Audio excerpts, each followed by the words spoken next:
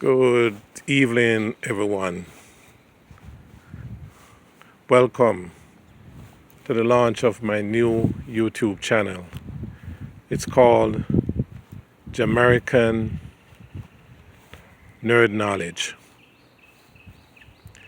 My hope is that I'm able to provide knowledge and information to someone who may find it helpful.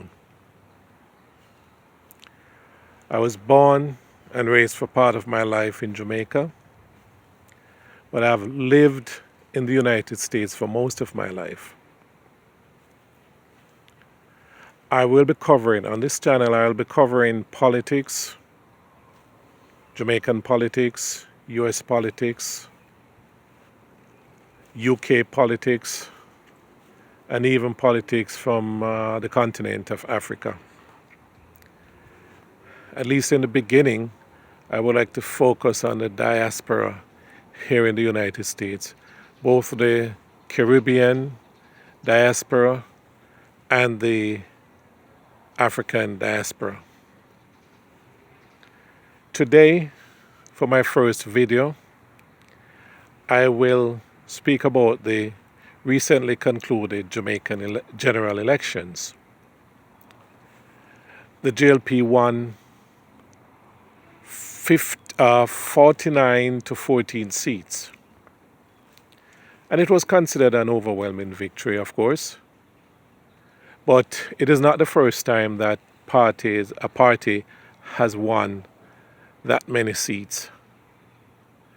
Back in 1980, the JLP under the leadership of Edward Seaga won 51 seats to 9 seats for the PMP. In 1993, the PMP won 52 seats to the JLP 8 seats. In 1997, the PMP also won, but they won 50 seats to the JLP 10 seats. So in the past 40 years, this happened 4 times. There have been other victories, yes, with a wide margin, but those 4 are the ones that are really stand out by far. Seaga called the general elections. It is called the snap. It's known as the infamous snap elections of 1983, which, of course, the PMP boycotted that election because they had what was known as a quote-unquote gentleman's agreement for the JLP not to call an election using the old voters list. Of course, Seaga, because of events in the Spice Isle of Grenada, big up my future Grenadian subscribers, some events there with the overthrow of the Maurice Bishop government. Seaga used that opportunity to call a snap election. Of course, the PMP boycotted the 1983 snap election, and of course the JLP won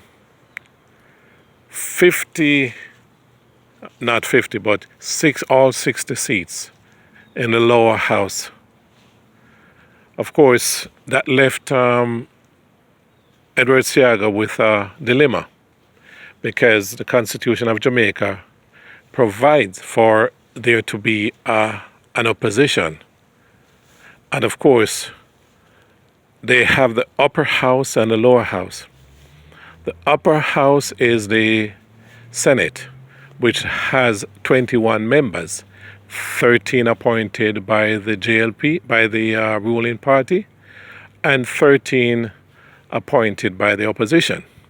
Of course, with Manley and the PMP not having a seat in Parliament, that was left up to Seaga to appoint an opposition, which he did.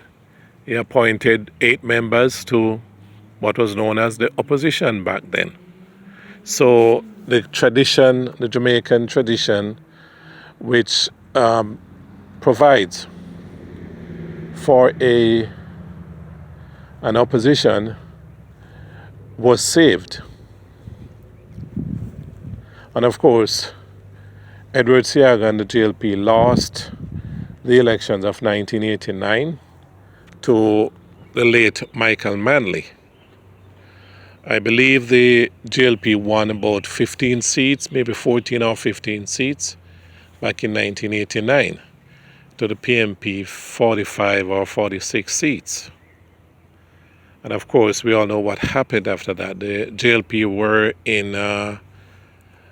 they occupied the opposition benches for a long, long time, upwards of about 18 years, which of course no one wants to be in opposition for that long. But I'd also like to cover the longevity of a couple of members, maybe 2 or 3 members and former members of the House of Representatives.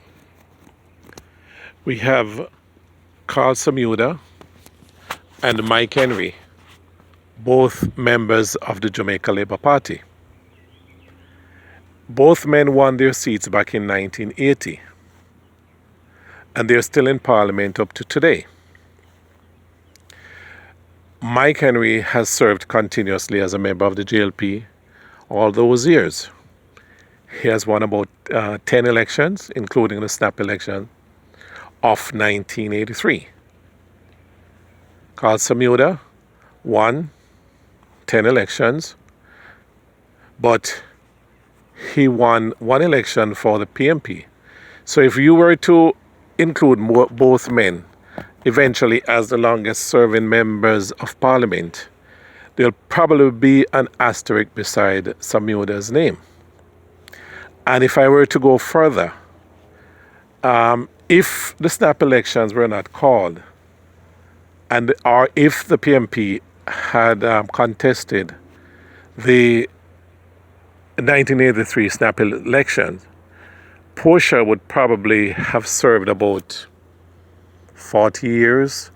So she would be known as the longest serving member of Parliament for the PMP. Remember, she left office shortly after losing the election to Andrew Holness back in 2016. So Portia would have served from somewhere like from 1976 until the time that she left office. But the snap elections of 1983 really destroyed her chances of being the longest serving member of Parliament for the PMP, and probably one of the longest, if not the longest serving member of Parliament as a female in the Caribbean. So those are the things that I just want to talk about today, and I hope that someone gains some knowledge. My intention is to put something new each day, that someone will glean something from it and help their knowledge. Of course, I mentioned that the channel is Jamaican Nerd Knowledge. I, of course, was born in Jamaica, and I've lived here for most of my life. And if you notice in my video that I live in somewhat of a rural area here in the States, and I still maintain my Jamaican traditions. I have mango trees on this open lot, sugar cane, gungo peas, sorrel. There is fever grass. There are some banana trees there too. I also have yam, several hills of yam and cassava, and even callaloo, and what is the other thing? Eggplant. I don't know if eggplant is originally from Jamaica. We'll have to find out about that. But I guess I gleaned a lot of this knowledge from living in Jamaica, and especially during the 70s when Michael Manley was the Prime Minister and Jamaica was facing a very serious economic problem. Manley back then encouraged Jamaicans to grow things, plant things, and eat what they grow, so that the country could be less dependent on foreign goods. And of course, you get the natural stuff. I have not used an ounce of fertilizer on these plants. I just need to clean it up a bit. So I know many of my friends from Jamaica who live in this area. They do the same thing I do. We share plants, we share crops, we share our produce, and we enjoy doing it. I personally enjoy it a lot because I'm looking forward to these soil plants. There's several soil plants there, and I'm looking forward to drinking soil. But that's all I can say. I hope that my future subscribers will like my videos, share them, and so that I can gain a following on YouTube. I'm looking forward to gaining my first subscriber. And I make this pledge to you, that to everyone, that I will not be negative with my videos.